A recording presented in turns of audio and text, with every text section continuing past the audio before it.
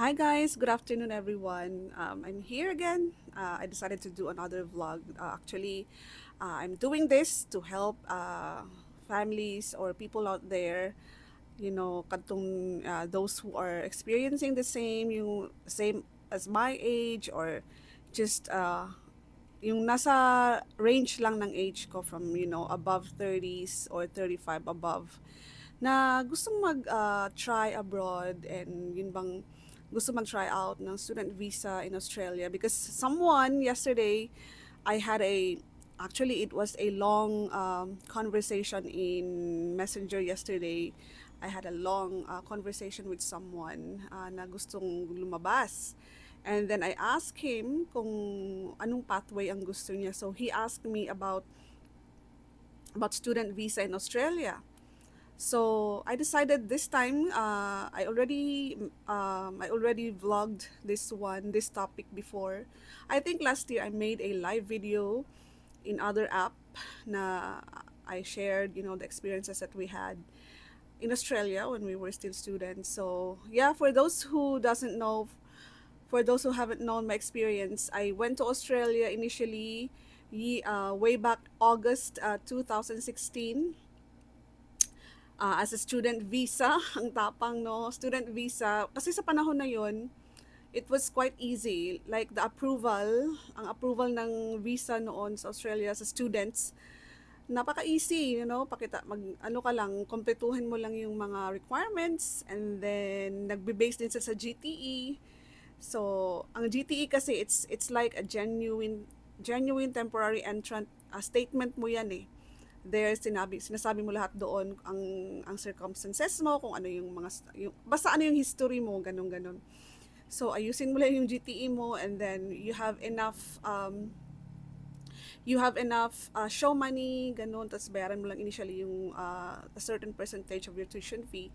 So I think, mataas yung approval rate mo. So nowadays kasi it's not that I'm discouraging everyone to do student visa, but for me na nandun na talaga, na galing na ako doon, I have seen stories and even I myself have experienced the life of a student visa in Australia. So I would rather share it here so that kung whatever yung mga challenges na experience namin before, kung pwedeng maiwasan na, or I can guide kung if ever sa mga courses na i-take mo. So you can still go there as long as ang course na i-take mo ay agad-agad kang ma-PR or you have really the clear pathway to file for permanent residency in Australia. So it doesn't mean kasi na mag-estudyante ka, you go there, if ever man na na-approve ka, and then it doesn't mean na himaya na siya all the way. It's not all about bed of roses, especially kung ang course na nakuha mo, yun bang lulubog lilitaw siya sa skilled occupation list ng Australia para mag-apply ng PR. So in my case kasi way back 2016, ang mindset ko kasi noon minsan kasi itong hindi naman sa padalos-dalos ako sa decision na yun, because it was 2014 that I fully decided na punta akong abroad. I'll go abroad. So ang ano ko lang, ang flow, ang hindi ko lang masyadong magandang nagawa is I haven't really researched. I didn't research for, kung anong after for the courses. Basta ang nasa mind ko lang, abroad, gusto ko mag-abroad. That's the most common mindset, especially yung mga nandito pa, yung mga nag-aspire pa na mag-abroad. Ang gusto lang nila talaga ay makalabas agad ng country, makalabas ng Pilipinas. So hindi kasi agad-agad natin maiisip kung ano yung mga repercussions ng ating decisions pagdating doon. Doon mo na yan malalaman talaga, doon mo na nalalaman na ay ganito pala kahirap, ganito pala ka-challenge ang life dito. So ako I'm minsan kasi people has been taking my advices as a negative one, kasi for me kasi I haven't been really approving if they ask for my opinion. I don't really approve for families, especially if you're a family of four, you have two small kids, like, elementary kids, to go there as a student visa, and especially if the course that you're taking ay hindi siya, yun bang 50-50 siya or wala talaga siyang pathway for PR kasi after mong matapos yung course na yan, nganga ka na, 'di ba? Nganga ka talaga. Especially ngayon nagbago na ang there has been changes in the immigration laws in Australia. I think every year may changes sila. So may mga pabago-bago talagang rules sila sa immigration laws regarding student visas, especially student visas. Talagang nakakatakot siyang kasi noon ako talaga nape-pressure ako. Wala talaga akong peace of mind nung nandun ako sa Australia kasi natatakot ako. You know? So, ito yung so ano bang nangyari sa akin? What did I do? Maraming nagtanong sa akin. Actually, up to now, may mga nagme-message sa akin kahapon. May kausap ako ang haba-haba ng aming usapan. So, 2016, it was August 2016, I went to Australia via student visa. So, ang saya-saya kasi at last, diba, akala mo, masosolve na lahat ng problems mo, but hindi. Nadagdagan ang aking problema, but challenge is always there. So, it really depends kung paano mo i-handle. So, student visa ako, ang course ko noon na tinake ko is, dalawa yung course para makuha ko yung 3 years talaga na length ng student visa. So, ang course ko ay Diploma of Community Service, and then yung isa is Advanced Diploma of Community Service Sector. So, para mabuo ko yung 3 years. So, ayun, sa awa ng Diyos, na-approve naman agad ako. So, binayaran ko yung, I paid like at least 20% ng tuition fees, and then, yun, nung time na yun, may show money kami. So, if ever you're a family, so, kailangan malaki din yung show money mo kasi you have to prove to them na meron ka talagang pondo para sa mga gagastusin nyo pagdating sa Australia. So, at that time, malaki-laki yung show money namin. Maraming salamat sa aking mother-in-law kasi she was the one who made pondo talaga sa show money namin. So, choose ka ng course, bayad ka ng tuition fees, and then show money, and then plane tickets, and then approve. So, yun. Off I went. Student visa in Australia. So, pagdating doon, hindi agad ako nag-aral. So, it was like a month or 3 weeks pa yata bago nag-start yung classes. So, I'm so super excited. And then, I met my classmates. Marami kaming mga Filipinos doon. And then, doon mo na kasi talaga malalaman. Doon mo na malalaman ang trend. Doon mo na malalaman na marami kasing mga istorya. Doon ka na makakapag-communicate with other students na yung course namin pala. Alam mo yung sa few months pa lang na pagdating ko doon, I could really say, nasabi ko na talaga sa sarili ko na, wow, this must be a really big challenge for me here. So, alam mo na yan. Sabi ko, napakalaking challenge nito. Kasi, work-wise, as a student visa, nung time ko na yon, we had classes for 2 days, and then, magtatrabaho ka ng mga days na walang klase. So, hindi ka rin makakatrabaho ng full-time because during my time, student visa at that time students are just being given 20, we are only given 20 hours per week to work. So lately ngayon, if walang changes nung July, lately ngayon 24 hours per week. Ang 25 hours per week ang allowed for students or student visas to work. Kasi hindi pwedeng mag full-time ka kasi mag-aaral ka pa, di ba? So, nung time ko, 20 hours a week lang ang allowed sa akin. So, hindi ko pa yan talaga nakukumpleto yung 20 hours ko kasi another challenge is yung paghahanap ng work.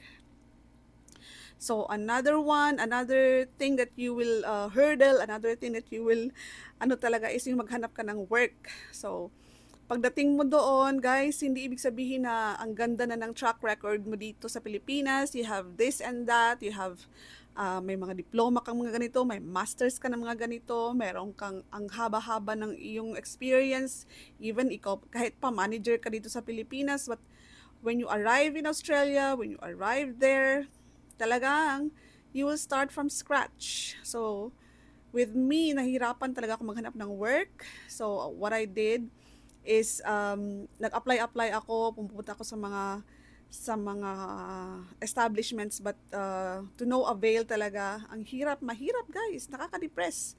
So buti na lang may mga kakilala. So it's better din na meron ka dapat mga makipagkaibigan ka doon if ever nakalusot ka, if ever you're being approved and you are there already.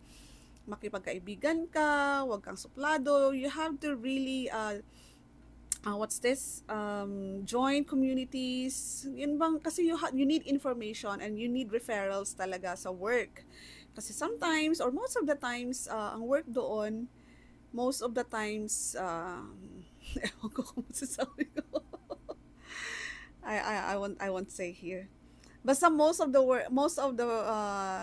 odd jobs there ay referrals. So, first job ko doon, I can really say na nagpapasalamat ako kay Ate Sat talaga, churchmate namin doon sa JIL. Ni-refer niya ako, sabay kaming nagtrabaho dun sa restaurant, Chinese restaurant ang aking first job. And then, first job ko doon, nakwento ko na yan sa Facebook na. First job ko doon is, nag-dishwasher ako guys, and then kinaya ko yon ha. Ang arte-arte ko dito sa Pilipinas noon. But pagdating ko talaga doon, walain mo yung mga pride mo. Nagtrabaho ako as dishwasher and then nagtrabaho ako as cleaner ng restaurant na yon. So I have been working with them. I worked with them for 11 months. I think parang 10 months akong nag-work sa kanila as a dishwasher. And mind you guys, hindi siya plain dishwashing. Kahit may machine pa, kahit may dishwasher ka pa dyan, may dishwasher machine, Diyos ko, hindi enough. You need to be strong. Kailangan mo maging astig. Kailangan mo maging mabilis. Kasi, nung time na yun, parang ang sabi ko nga doon sa kasama ko, si Jos, na, Diyos ko, parang hinugasan natin ang buong Adelaide. Parang, all the people in Adelaide have eaten sa restaurant na yan. And then, imagine, guys, gabundok. Isa jud ka pundok sa mga plato. Kung titingnan mo, gusto mong tumakbo eh. You know, it happened to me when I looked at the dishes sa mga kutsara, mga tinidor yun. Ang mga ano kasi, yung mga glass, yung mga baso ba, doon na hinuhugasan sa harap yung mga waiters and waitresses na naghuhugas.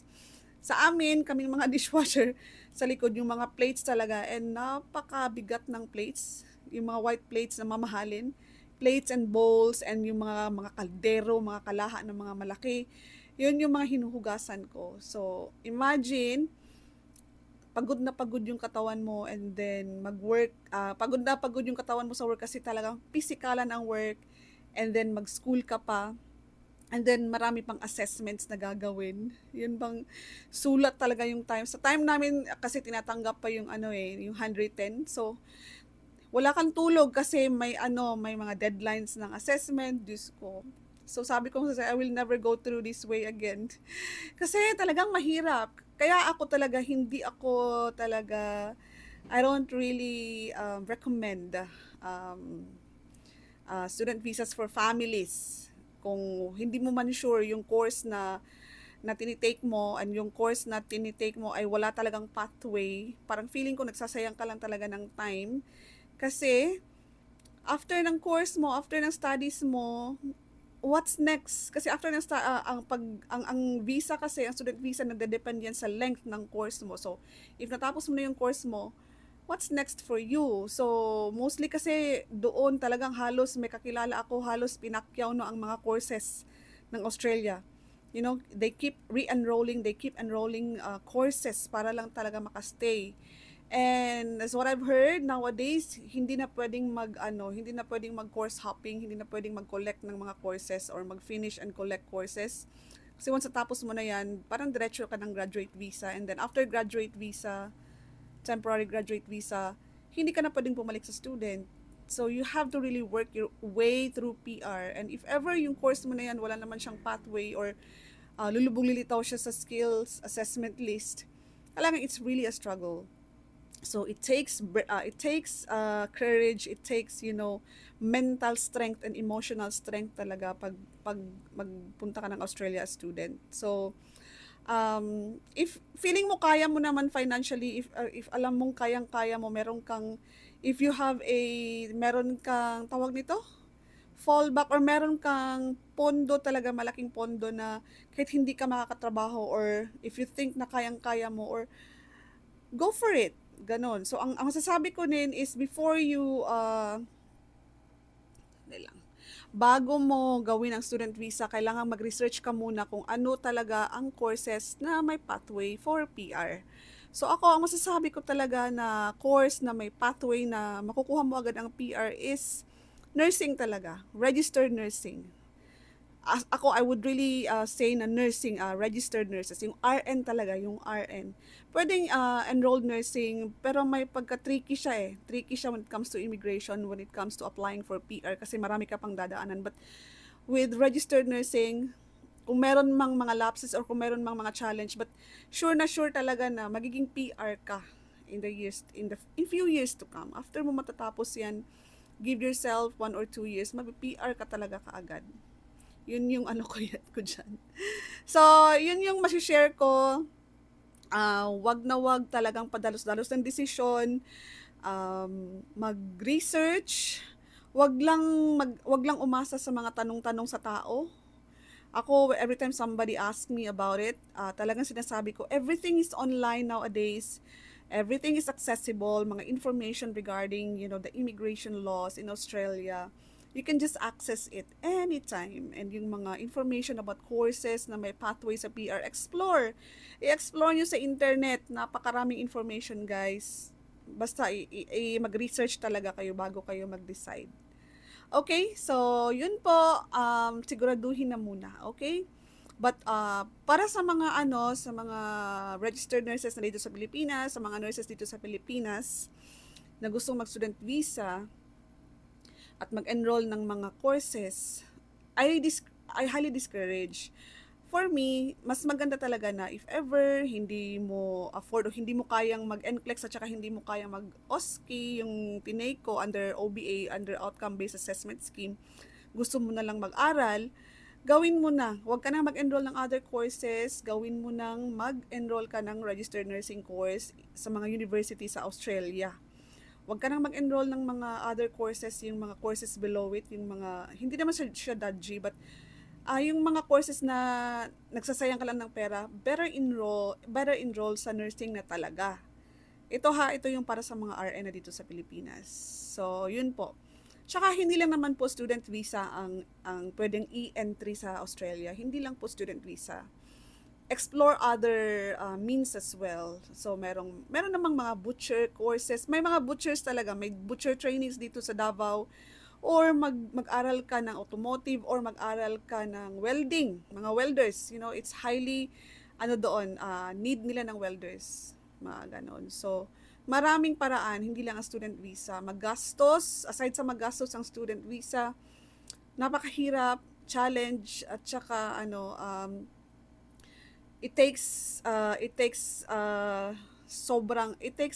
katapangan talaga. Dapat talaga strong ka mentally, strong ka physically, strong ka emotionally, kasi if not, talagang madidepress ka pag you're already there. Hindi siya easy. It's not an easy pathway. So, yun po. Yun yung masishare ko doon. So, siguro may mga follow-up pa akong Just comment down below. Comment down below kung ano yung mga tanong nyo, kasi ipa-follow up ko sa next vlog. Yun po. Thank you so much. Bye.